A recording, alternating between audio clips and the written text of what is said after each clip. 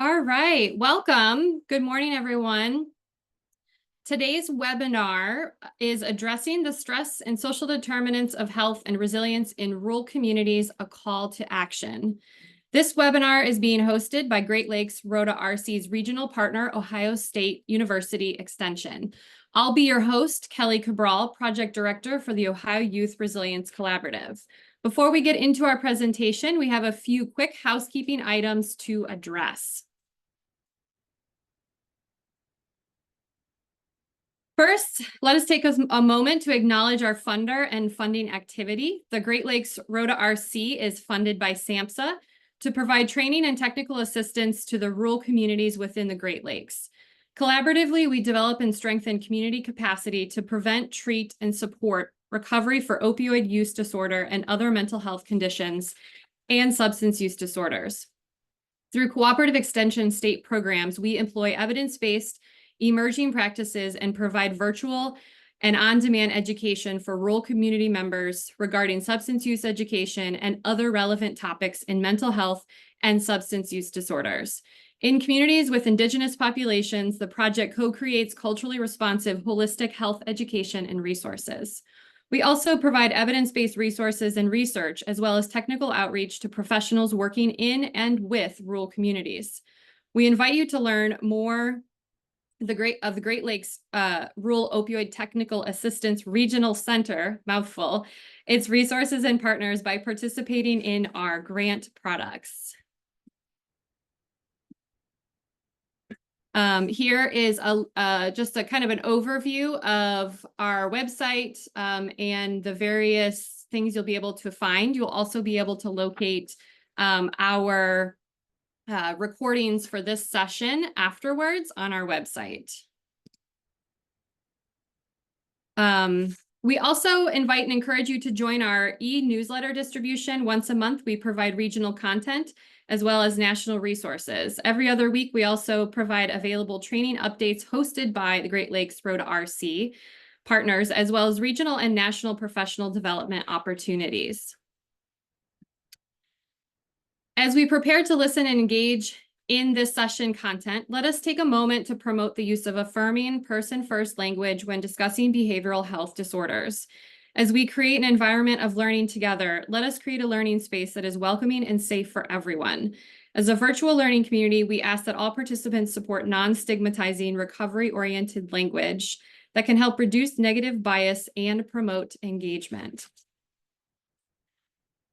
We invite your active participation from whatever space you are joining us today, and we welcome you formally into the Great Lakes ROTA-RC virtual learning community.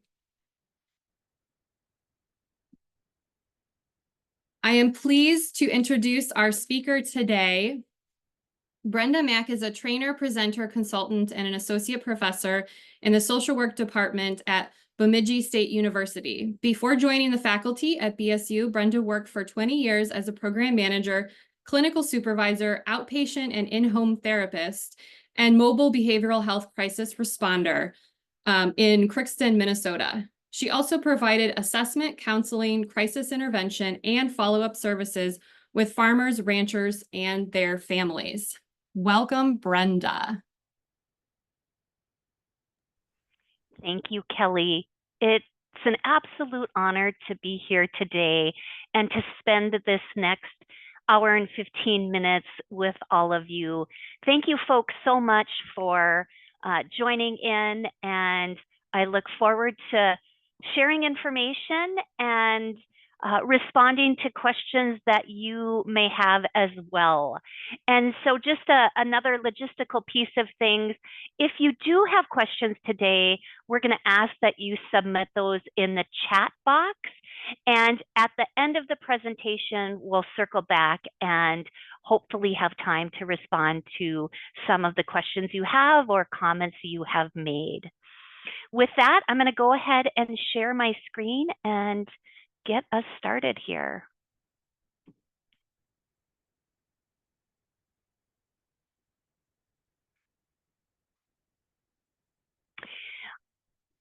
Just a little bit more about myself in addition to what Kelly had to say. And I want to thank Kelly as well as Pam Werb for inviting me to present to your group today. Again, it's just really an honor to be here, to be addressing these topics and sharing information and learning from all of you as well. So I am coming to you from northwestern Minnesota in the Red River Valley. I grew up in a farming family here, and I'm currently married to a fourth generation small crop farmer. And we have 6,500 acres of corn, wheat, soybeans, and sugar beets. In addition to my work at the university, I also have the honor of facilitating a monthly virtual coffee chat for women in agriculture. And actually, folks, it's for anyone in agriculture who might have a primary or secondary role. And the purpose of that is to bring folks together and mimic what it would be like if we were in the same community and we're having coffee or lunch together at a local coffee chat, and then just engaging in some fellowship and support of one another. So that is just a little bit about who I am. This is a picture of our farmstead, and I am currently coming to you from the kitchen of the greenhouse on the screen. And this farmstead has been in my husband's family for multiple generations. And it's a beautiful place and space to live. And at times, the weather and the conditions here can be rather erratic. This is a picture from the fall, I think a couple of falls ago, but we do get pretty rigorous winter conditions here as well. This is a picture of us in our wheat harvest in 2023, and a picture on our farmstead of corn harvest again in 2023. This presentation is based on my lived and professional experience, and I want to acknowledge that each of you are experts in your own life. And so as I'm sharing this information, I want you to think about, how is this relevant to your own unique experience? I also want to acknowledge that some topics may be triggering, and they may trigger unexpected thoughts or feelings. It's important to take care of yourself in the moment. Step away from the presentation or take a break if you need that, or debrief with someone after. The information shared is not intended to be treatment or therapy in any way. The agenda that I have for us today will focus on definitions, facts, and figures regarding mental health and well-being, particularly related to rural communities. I'm also going to go over health and wellness risk and protective factors. And then I want to talk about and share information regarding strategies and suggestions and ideas and solutions to increase one's social and emotional health. And then finally, at the end of the presentation, there will be additional resources for you to tap into and for me to share with you. All right, so when I talk about stress, and I use that terminology, when I want you to think about it as an internal or a response to an internal or external stimuli that can impact our physical, emotional, and financial health. We know that chronic, untreated stress can lead to other issues impacting one's well-being. Oftentimes, we think of stress in negative terms. We think about stress as a negative in our lives. We know that stress can also just be a neutral or even a positive emotion, a positive impact.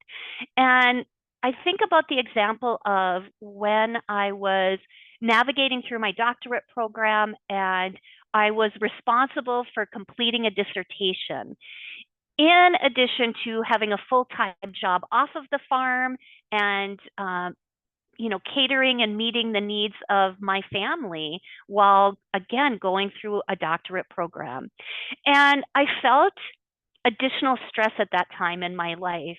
But in some ways, that stress motivated me to become a little more organized and to think about times in the day where it was easiest for me and where I was most effective in working on my dissertation. I am not a late night person. I usually go to bed very early, but I tend to get up early and make coffee. And I find that I am most clear in my thinking in the morning. And so that's when I would spend at least an hour working on my dissertation. And that helped to reduce my anxiety. And it's just an example of when stress can be positive or work for you. When we talk about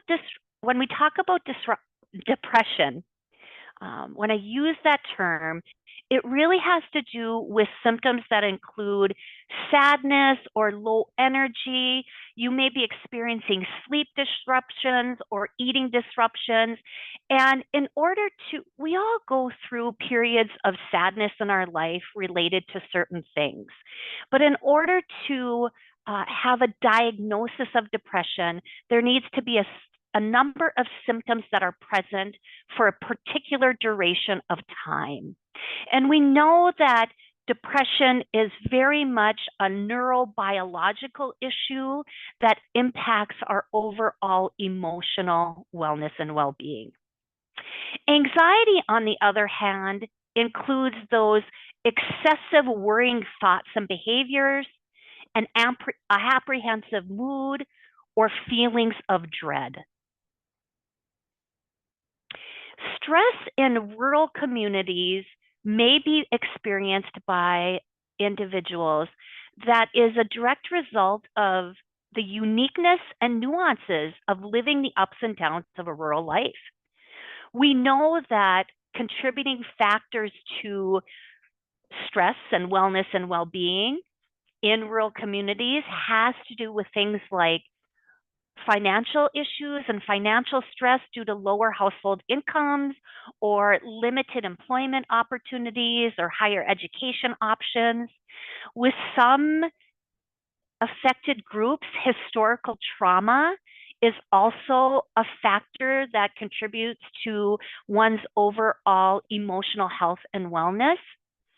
In addition, unfortunately, in this country, in rural communities, we are experiencing a mental health provider workforce shortage issue. So we have the needs out here in our rural communities regarding mental health and accessing mental health services in a quick way. And sometimes there are long waiting lists for those who are seeking services from a professional. And I know that I am certainly part of organizations such as the National Rural Health Association. I sit on 2 committees and work groups with the American Association of Pediatrics to look at and focus on mental health and wellness in rural communities. And one of the issues that we address frequently and regularly is the mental health provider workforce shortage issues. And then finally, oftentimes folks who are struggling with stress that is impacting their lives in negative ways, or symptoms of depression or anxiety that might even have an impact on increased substance use and abuse, on relationship issues. And when those folks think about seeking help, there's a feeling of shame and embarrassment, and that is certainly a barrier to accessing and engaging in services that could be helpful. And so as we navigate through this presentation and this webinar today, I just want you to keep these issues in the back of your mind as I'm sharing additional information. Why address these topics? Well, if we don't identify and understand a problem in rural communities, then we aren't going to be able to strategically address the issues. So we need to understand these issues in order to resolve these issues. When we look at a framework of addressing our physical and mental health, there is a framework regarding the social determinants of health. And there are 5 domain areas in which we look at to increase one's overall health and well-being and vitality. Mental health is part of that overall health.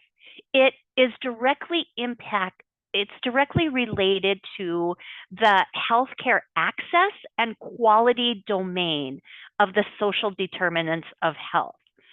And again, one example of something that's impacting healthcare access and quality is that workforce shortage issue that I just spoke about, especially in rural areas.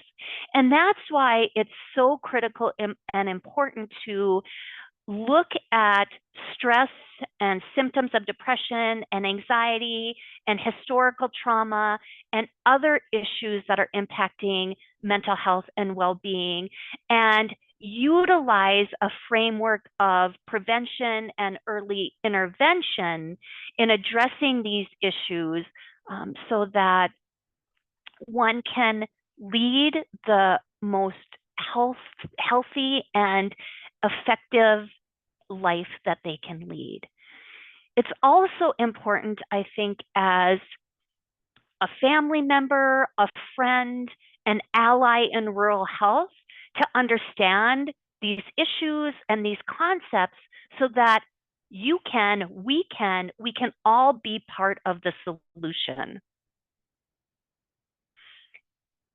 What are some of the statistics, the current statistics related to stress and depression and anxiety? Well, we know that depression and anxiety, the symptoms and the rates among individuals living in rural communities is higher than urban communities. And I see that I have a typo there where individuals loving in rural communities, and I hope that we do love our rural communities and love in our rural communities. But again, the depression rates and anxiety rates are higher in rural communities. Again, going back to those previous slides where I shared some of the nuances of living in rural communities as possibly some of the reasons why this statistic is like it is. Unfortunately, we also know that suicide rates are almost double among folks living in rural communities compared to urban communities. That is a statistic that I sit with, I ponder, I look for solutions to address. As Kelly said in my introduction, for 20 years, I worked here in Crookston for the Rural Community Mental Health Center that served 6 counties in this northwest corner of Minnesota. And one of the jobs that I had, one of my roles and responsibilities was to provide crisis assessment, mental health crisis assessment, intervention, and stabilization services. And we are really fortunate in Minnesota because we do have quite a bit of resources to address mental health crises that are happening in rural areas. In many of our areas, we have rural crisis response teams that work with individuals, sometimes in their homes, sometimes right in the hospitals or clinics where they have presented with these issues. And we've collaborated with primary healthcare providers to provide quick access to crisis services. But I also know in the Women in Ag Cultivating Resiliency work that I do, that's not the situation in all areas. And so again, when we look at strategies and solutions, it's often important to think about what resources look like in your home community. How can you access those resources? How can you advocate for additional resources? And then how can you work with the resources that you have? In addition, we know that suicide rates among men in rural areas are much higher than men who are living in urban areas.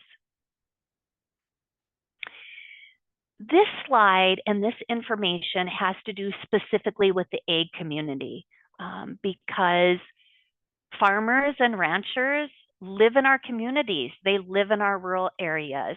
And I want you to have this information so that you have this information within your knowledge base as you're living and working and are a part of rural communities. So we know that over 50% of US farmers experience depression. Close to 40% of US farmers experience anxiety. And in a study that looked at mental health challenges from 2020 to 2021, we know that there is an increase in mental health issues and challenges just in comparing those one year to another. My point here is that mental health challenges are on the rise. And interestingly, the Surgeon General was just on one of the morning talk shows yesterday and is talking about the increased mental health issues and challenges for youth and adolescents, children, and teens, particularly related to social media. And so I'm hearing from lots of different sources and I'm reading lots of different studies that indicate mental health issues are on the rise. What do the symptoms of stress look like? Well, they can manifest as things like muscle aches or headaches, digestive and stomach issues, an inability to catch your breath and shortness of breath, low energy or fatigue, high blood pressure, sleep disruptions, and an increase in physical illness. The emotional and behavioral symptoms of stress look like an inability to concentrate, feelings of sadness or anger, depression, cynicism, a loss of your vivaciousness, spirit, humor, or faith, acting out, detaching and withdrawing from the world, being irritable or impatient, and engaging in unhealthy substance use. We know that risk factors pertaining to emotional health look like and show up as things like hopelessness, feeling trapped, having unbearable emotional pain, an increase in alcohol or drug use, acting agitated or angry, irritated, reckless, displays of extreme mood swings, sleeping too much or too little, eating too much or too little, withdrawing and feeling isolated from the world. On the other end of the spectrum, there are protective factors that help to increase the emotional health and well-being of us as individuals. And that has to do with just an individual trait you may have or an individual skill that you may have regarding effectively coping with the issues and having good problem-solving skills. Having healthy and strong support from family, friends, and other individuals in a rural community is a critical protective factor. having a strong sense of cultural identity and being able to embrace and practice your beliefs, values, traditions, feeling connected to others.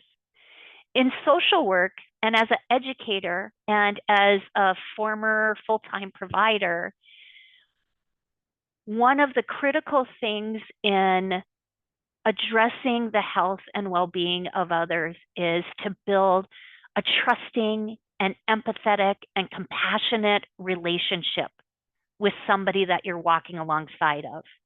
And so feeling connected to others is such a critical protective factor in increasing or sustaining our emotional wellness.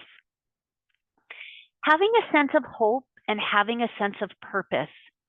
One of the open-ended questions that I would often ask an individual who was referred to me and who was in a state of mental health crisis, one of the questions I would often ask is, tell me what you look forward to in your future.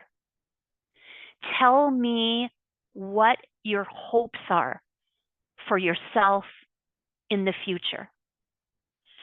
And having a sense of hope is very clearly connected to our sense of being able to navigate through difficulties in life and overcome some of those difficulties. As we circle back to one of the domain areas regarding the social determinants of health, it is access to physical and behavioral health care. I happen to be on an American Association of Pediatrics work group call yesterday, and we heard from a school nurse in a rural area that one of the promising practices that's starting to show up in our rural communities to address the workforce shortage issue is the use of telehealth and telemental health services. And I know in my own community here, we have had difficulty in recruiting school-based mental health providers.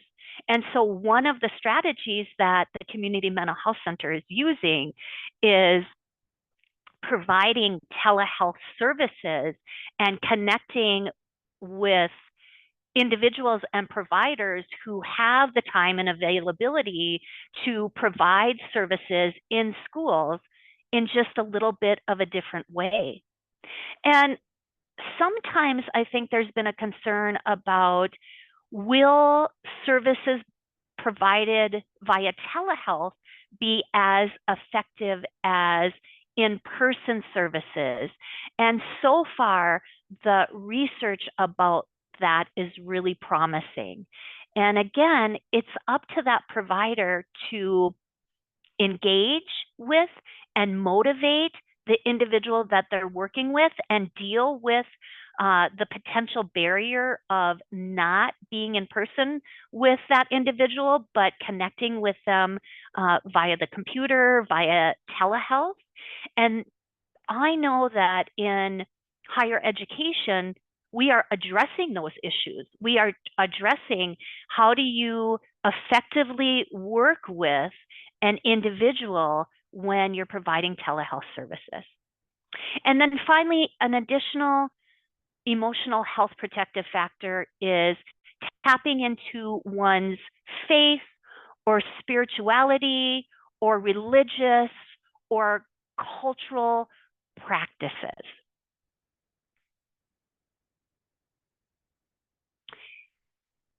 So now I want to pivot and start to talk about what are the strategies and solutions and best practices information out there in how to best address stress, depression, anxiety, and other mental health issues among folks in rural areas. And I want you to think about these ideas from the sense of, are there things that you could use yourself? Are you struggling, or are there times when you struggle, and might these be some ideas and solutions that will work for you? And if you don't struggle with negative stress and you don't have symptoms of depression or anxiety, then I want you to think about how could these work for others in your life who are struggling with those things? How can you be an effective family member, friend, coworker, or peer to somebody who is struggling with those symptoms and signs of stress, depression, and anxiety? I always think that going into this part of the presentation, it can be helpful to be open-minded and also know that not one strategy or one set of strategies is going to work for everyone. But might there be some suggestions in here that could be useful to you? Could you utilize these suggestions or strategies and put them in your invisible toolbox and pull them out when you need to?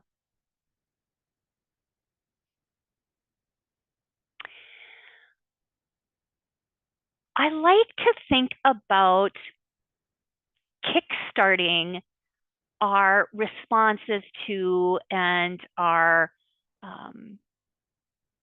ways of dealing with stress in thinking about the metaphor of a three-legged stool. A three-legged stool that has a relational leg to the stool, a cognitive leg to the stool, and a physical leg to the stool. Regarding the relational piece, we know that relationships and connections to others, or even connections to pets, that relational piece and that connection piece is a resiliency enhancer. Resiliency is enhanced when you have healthy connections to others or healthy connections to pets. Regarding that cognitive piece, when we're dealing with stress and things that are causing our stress or causing depression or causing anxiety, sometimes those are things, and often those are things that we have no control over. We have no control over things like the employment opportunities in our rural area, the pay scale for jobs in our rural area. But what we do have control over as individuals is our ability to reframe negative or self-defeating talk to empowering or more realistic self-talk. And then there is so much research out there regarding taking care of ourselves physically and how that has a ripple effect on decreasing negative stress and decreasing the symptoms of depression and anxiety. So the three-legged stool is comprised of a relational leg of the stool, a cognitive leg of the stool, and a physical leg of the stool. Shawn Achor is a motivational speaker and an author. And he wrote in his book in 2010, The Happiness Advantage, that brilliant people sometimes do the most unintelligent thing possible. In the midst of stress, rather than investing, these individuals divest from the greatest predictor of success and happiness, their social support network. He goes on to say countless studies have found that social relationships are the best guarantee of heightened well-being and lowered stress, both an antidote for depression and a prescription for high performance. And I think those two quotes are so critical because oftentimes when we're experiencing stress, when we're experiencing things like symptoms like sadness and being overwhelmed or a heightened state of worrying, we often just want to isolate, and we don't want to be a burden to other people with our issues. Um, we can be embarrassed or feel shame that we're not able to just pull ourselves out of this funk that we're in. And so folks have a tendency to detach from others, to withdraw from others, and to isolate from others. And what I'm suggesting is, if you have found yourself in that situation, or if you're currently in that situation, or if you know of others in that situation, that is a time to rally around those individuals and do what you can do to have them lean into you for support.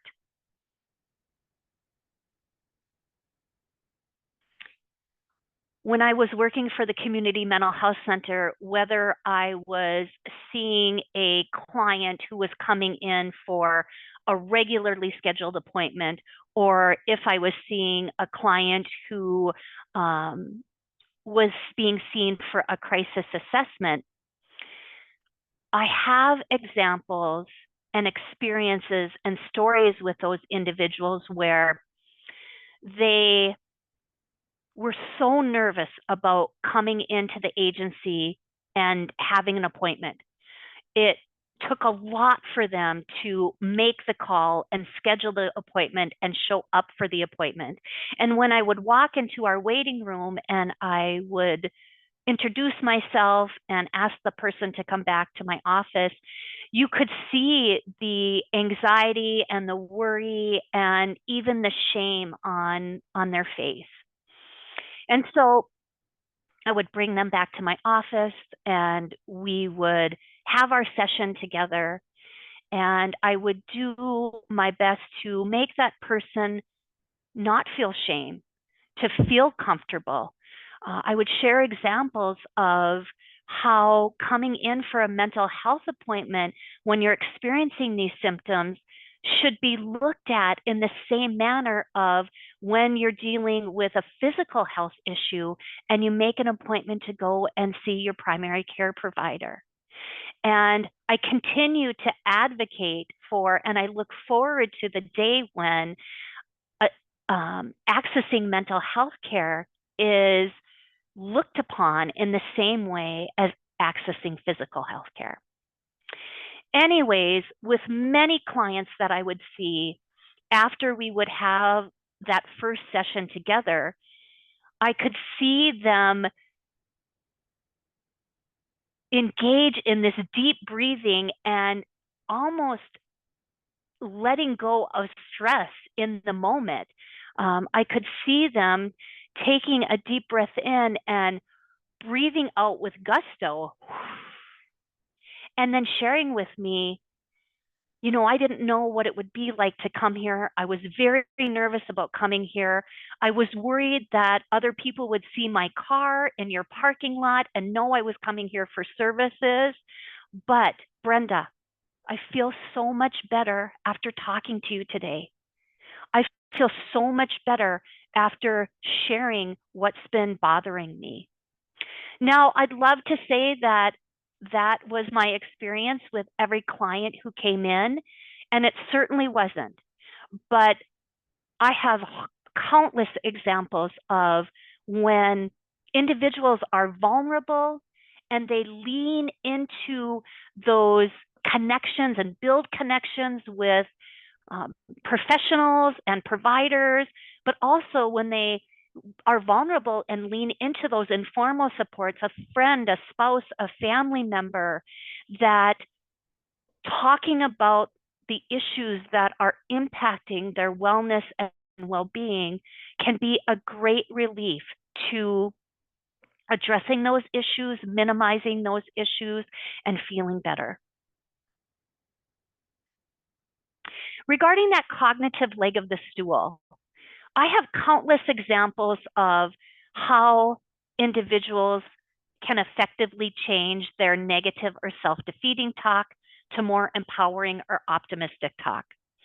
But I'm going to share an example of a video that I recently saw online. And it's a mom sitting around a kitchen table with her young children, and she's eating a slice of pizza. And she says in the video, "Yep, I'm a bad mom. I ordered pizza tonight. I'm a bad mom." And immediately, one of her young children says, "No, you're a good mom. You're a good mom. Say it." And this mom gets a smile on her face, and you can see a shift in her eyes. And she looks at her phone camera and says, "I am a good mom." When we give ourselves a message like, "I'm a bad mom," it has immediate ripple effect on our feelings. Feelings of hopelessness, feeling of shame, feeling of sadness. If you give yourself a message, "You're a bad mom," it has those negative self-defeating feelings associated with it, which has a direct impact on our actions. Wanting to detach, not wanting to do anything, wanting to go to your bed and pull the covers over your head. As opposed to when we say to ourselves, "I may not be the best mom every day, but I am a good mom. I am a good enough mom. My kids are saying to me, I'm a good mom." And you know what? It is okay to order pizza and have that as a family meal at night. And when we say that to ourselves and we give ourselves that message, it has a ripple effect on our feelings of being more hopeful, of being happy, of then being willing to engage in a conversation with our kids around that table, maybe after dinner, play a game with kids or run around with them outside. That cognitive reframing can be incredibly effective regarding the messages we give ourselves, the internal messages we give ourselves that are self-defeating and that have a ripple effect on feeling shame and blame and then wanting to isolate. The third leg of the stool has to do with taking care of our basic needs, making sure that for the most part, we're eating healthy, we're drinking water, we're exercising, and we're getting enough sleep per night. Not too much sleep, but again, not too much little sleep. And making sure that our physical basic needs are met will have such an impact on our stress and our emotional health and well-being. Doctors Emily and Amelia Nagoski recently wrote a book on addressing burnout, and addressing burnout, which includes things like, includes symptoms of cynicism, ineffectiveness, inefficiency, feelings of exhaustion, absolute debilitating, overwhelming exhaustion. And they recommend that one of the strategies to deal with the stress that shows up in our life is to complete the stress cycle and engage in an action to resolve the stress.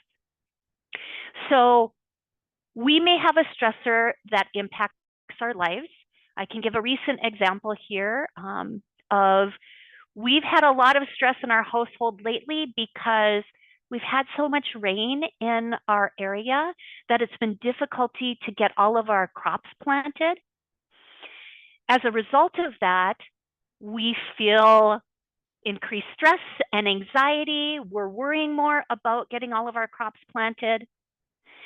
And if we don't engage in an action to resolve that stress, then the stress lives in our body, it ruminates in our body, it stays in our body, and it has an impact on our mind, body, soul, and spirit. And so the Nagoski sisters state that we must engage in some sort of action to get that stress out. An example of that includes those brave clients of mine who made the call to come into the center to see me. And then when they came into the center, they bravely shared the challenges and difficulties that they were experiencing. And then they had that, quote, I feel better moment, or I feel better experience. They were resolving their stress cycle.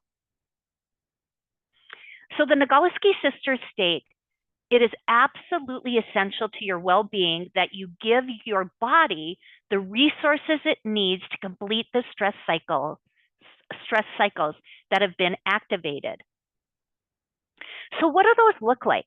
Well, engaging in conversation, talking to your friend, your spouse, your partner, your pastor, or even a mental health professional.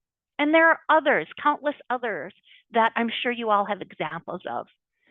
Moving your body, mowing the lawn, shoveling snow, cleaning out the stalls in the barn, exercising, running, walking, weightlifting, journaling or writing about stressful situations is again one of those action steps that folks can take to complete their stress cycle.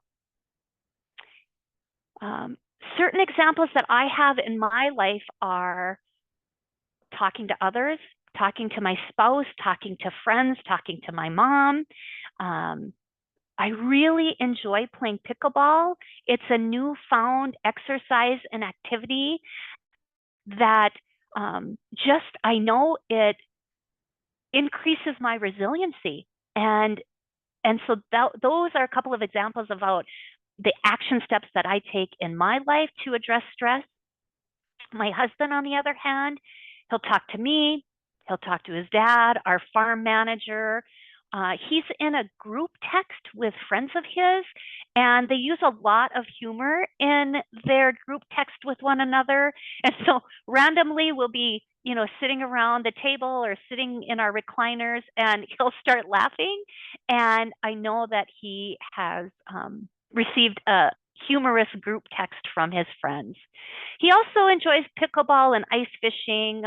He'll do snow removal, or he'll just get out in the yard and play with the dog. And I wanted to give you a couple of different examples of how action steps in resolving our stress cycle shows up in my life and in the life of my husband. Additional stress reduction strategies have to do with things like social and recreational and leisure activities, things like woodworking or playing cards. My mom grew up in a farming family. My mom was married to a third-generation farmer and did a lot of work to make my parents' farming operation successful. And one of the things that my parents loved to do with one another was play cards. And I know that that is part of their wellness and well-being plan. Engaging in a random act of kindness. There are research studies out there regarding the benefits of engaging in a random act of kindness, not only for the recipient of that random act of kindness, but for the person who is initiating that random act of kindness. Listening to inspirational podcasts or books, participating in things like this, these webinars or conferences or coffee chats. I mentioned earlier that for the last 5 or 6 years, on a monthly basis, I facilitate a virtual coffee chat for individuals in agriculture. And we talk about a variety of issues that are weighing heavily on the hearts, minds, body, and souls of the participants. And it is a, a way to mimic what it would be like to be together and lean into each other, like if we were at a local coffee shop with one another. But the beautiful things about the beautiful thing about the virtual coffee chat is we get individuals joining in from all over the country. Finally, having healthy boundaries increases our resiliency. It is okay to say no to things that you're asked to do if it's going to cause increased stress in your life. Now, I know that it's not always realistic to say no to certain things that we're asked to do, but I would invite you to consider that if you are feeling overstretched, if you are feeling like there are not enough hours in the day to get through everything that you need to do, and that's having an impact on your emotional health and well-being, that think about this webinar today and think about Dr. Mack saying to you, it is okay to say no. It is okay to put boundaries on those things. We know that oftentimes financial issues have a direct impact on our emotional health and well-being and our stress levels. And so it can be helpful to follow a budget, to see what that budget looks like in writing, and then to generate an emergency fund so that when something happens financially in our lives that we're not expecting, our anxiety levels or our stress levels are not increased so much because we do have a little bit of a safety net. And again, folks, I know that these suggestions and these strategies, I want you to utilize these in a way that work best for you. And some of these suggestions and ideas just are not a good fit. And I understand that and recognize that. But I wanted to give a plethora of ideas that are out there, that are grounded in research, that might be helpful to you or might be helpful to somebody that you care about. Leaning into faith-based or religious practices or cultural activities, you know, I get the honor of teaching at an institution that's located between three of the largest Indigenous communities in Minnesota. And we get many Indigenous students who are in our programs. And when I talk about resiliency and addressing stress in social work and ask students how they do that, many of my Indigenous students talk about the cultural practices they engage in, the powwows that they go to, and that those activities greatly enhance their resiliency and well-being. Listening to music can also be a way to address our stress, address our depression, address our anxiety. Singing in a church or community choir, practicing gratitude and self-grace, giving yourself the compassion that you would give a best friend or your spouse. Oftentimes, we are our harshest critics. Oftentimes, we are stuck in that negative, non-empowering, cognitive self-talk cycle. And practicing compassion, self-compassion, can be a way to address those issues and to increase our resiliency. Martin Seligman engaged in a study or created a study and followed through with a study called the 3 Good Things Study. And what participants of the study did was, before they went to bed at night, they wrote in a journal by the side of their bed or on their nightstand 3 good things that happened in their day. And they were instructed to do this for a period of 3 weeks. When I talk to folks about doing this, I encourage them to be very thoughtful and mindful about the three good things that they write down at night and to mix it up and make sure they're not writing the same three things every night so that you're not sort of getting in that mundane or pattern of just quickly writing the same thing over and over again. But to be mindful about when you reflect back on your day, what were three good things that happened, and writing those down. After a period of 3 weeks, the participants in the study, their happiness levels increased and their stress levels decreased. Finally, Miller says resiliency requires rest. I can't reiterate enough how important it is to get quality sleep at night and to get enough sleep at night. We need that energy. We need the energy that comes from rest to be able to navigate through the ups and downs of living a life in a rural community. All right. So at this point, I want to take some time and just put out there to all of you, do you have any comments, questions, thoughts, ideas that could contribute to the webinar today? Was there something that stood out most from the webinar? And then are there additional strategies that you all use to reduce your stress or to prevent symptoms of depression or anxiety? And finally, do you have any I feel better examples? Do you have any I feel better examples? I'm gonna stop sharing my screen for a moment. I will share my screen again as we wrap up because I want to make sure that I share the resources that are out there and give you an opportunity to write those down. Or if you have your phone with you today, folks, if you want to take a screenshot of the resources that I'm going to put up later, I invite you to do that. But I'm going to stop sharing here for a minute so that Kelly and Pam can help navigate through some of the questions or the responses in the chat box.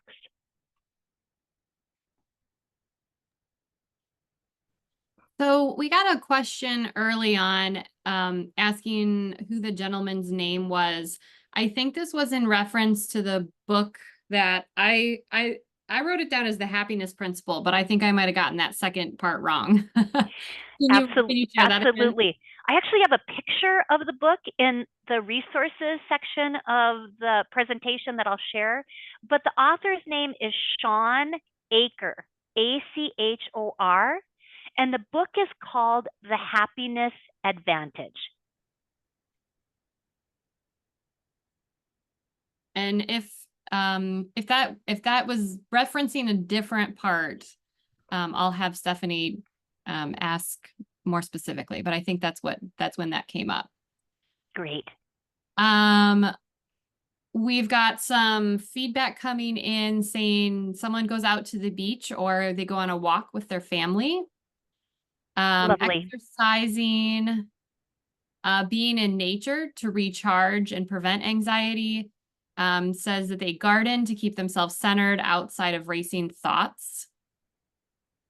We have another one that says they smudge. And then a question, can you please share information about your virtual coffee chats? Oh, absolutely. So first of all, thanks folks for offering those additional examples of what you do to address your stress and your wellness.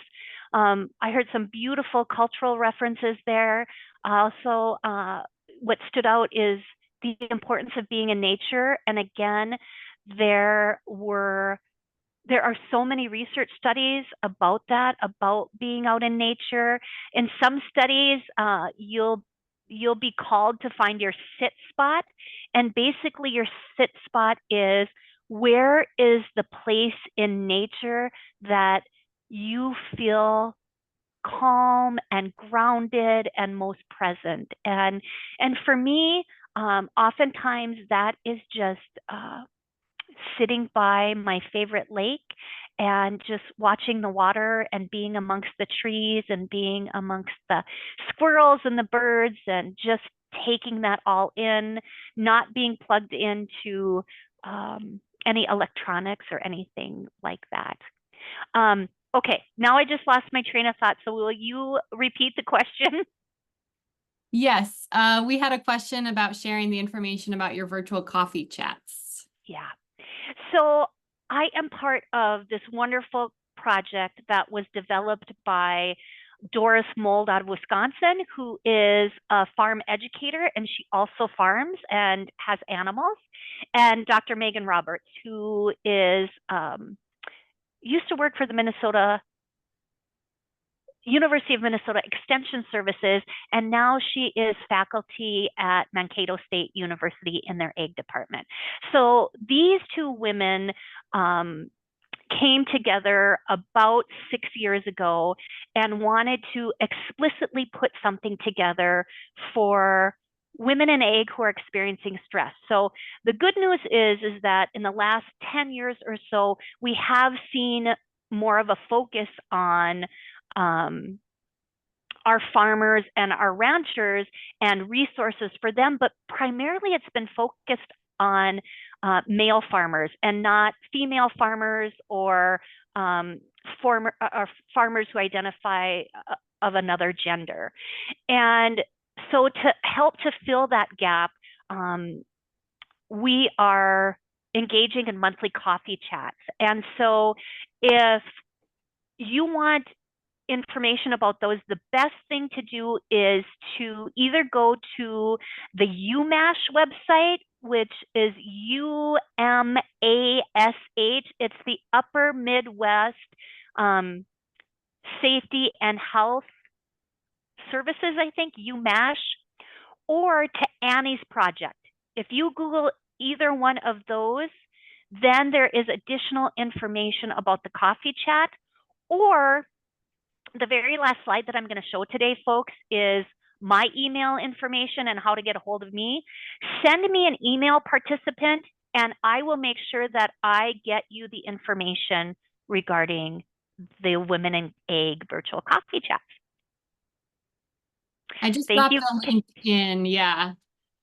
The other really cool thing on the UMASH website and on Annie's Project website is I have done several webinars for the agriculture community, and through those organizations and through the Cultivating Resiliency for Women in Egg project. And those webinars are also recorded, and you can watch those at any time.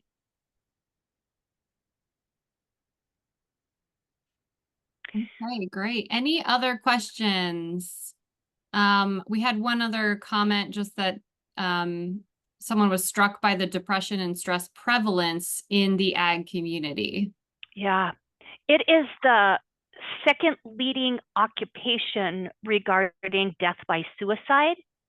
The first occupation is the construction industry. It's the construction industry. So yeah, I think that information is pretty critical in order for us to, again, what are the solutions and interventions and prevention activities that need to be in place to reduce those numbers and reduce those statistics. And I'm telling you, folks, this is really what I'm passionate about. You know, I've been a social worker for over 30 years.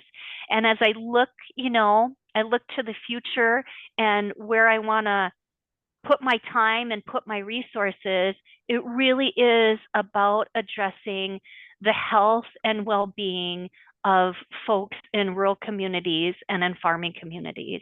And so it's just been such an honor to be here and share information today, to know that this many people are interested in this topic. It really helps to invigorate me to continue to do this work.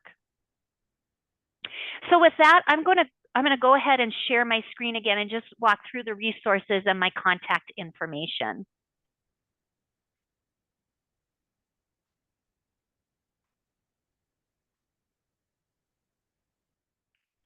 So as we wrap up, I want you to think about when we come together as a group to identify and understand and discuss stress, mental health and wellness, the social determinants of health, suicide risk among those in rural communities. It can ignite creative and effective problem solving to make positive, effective, and sustainable changes. I really believe that. Thank you for being present, listening, sharing your ideas and thoughts, asking questions, and leaning into moments of discomfort. I sincerely appreciate being invited to present via this webinar today. Here are a couple of resources to share just regarding the National Suicide and Crisis Lifeline. You can text 988, and then also the National Domestic Violence Hotline information is also on the screen. Additionally, I took resources from North Central regional websites. Some of these have to do explicitly with farm stress, but many of these have to do with rural communities and rural wellness as well. So there are a lot of resources out there, especially through the extension services and extension resources. And so I think, you know, Ohio State's extension services are on here as well. And I appreciate all of the resources available. I do occasionally write about addressing stress and increasing resiliency. And on my website, I have a section dedicated to my blogs. And so I wanted to put a QR code and the link out there to this Cultivating Resiliency Among Women in Agriculture blog that I have posted on my website. These are the resources, the many resources I tapped into to put this presentation together. And here is a couple of pictures. I spread these out on my kitchen table. And again, these are a couple of resources that I've utilized that not only are related to social workers and helping professionals, but can be utilized for folks living in rural communities. So feel free to take your phone out and take a picture of these resources or jot them down. And finally, here's my contact information. My email, my website, the QR code is connected to my website. And if you have additional questions or comments, or if I can be helpful in any way, please don't hesitate to reach out to me. I invite you to do so. Thank you so much. I am going to share really briefly just a couple more slides that cover, let's see here we go. That will cover our feedback survey. I will put this in the chat so you all can have the link. There's also a QR code there, very, very brief. And that's really just to provide our presenter, our host organization, and the Technical Assistance Center with some feedback. So we got some questions about whether the slides would be available. So the recording, slides, and then we also create a toolkit that will get sent out that will include some of the resources that Brenda has provided us today, and as well as some that are nationally relevant and state specific for the states in the regional center. So look out for that. That usually is within approximately 7 days. And then those things will be up on the website as well. We'll make sure we link you to where you can find that information. And then once all the content is available to share, we will also send out certificates of attendance for everybody who registered for today's session. If you don't receive that within 14 days, please feel free to reach out to the technical center's email address or myself, and we'll make sure that we get that to you. And then one last thing here.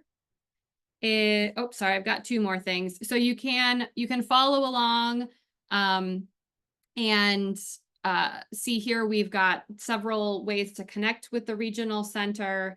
And again, you'll be able to receive all of these links in the follow-up email. And then lastly, I just wanted to share a few more upcoming events. As mentioned, we have this project will be continuing through September, so we'll have some more upcoming events in the region that you can participate in. Well, working with pregnant and parenting people who use drugs is going to be in July, and then we have another one, Changing Families, Changing Outcomes, Compassionate Responses to Substance Use in the Family. So a few more good sessions coming up.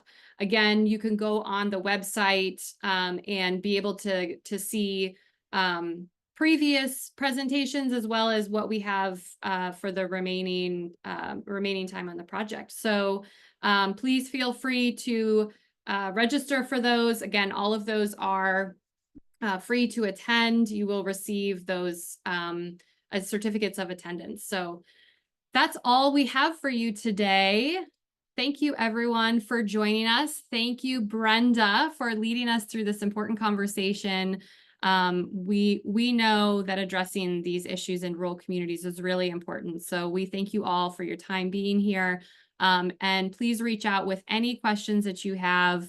We'll hang out for a few more minutes if anybody wants to kind of have a chat or discuss anything with Brenda while we're together. Have a good day, everybody.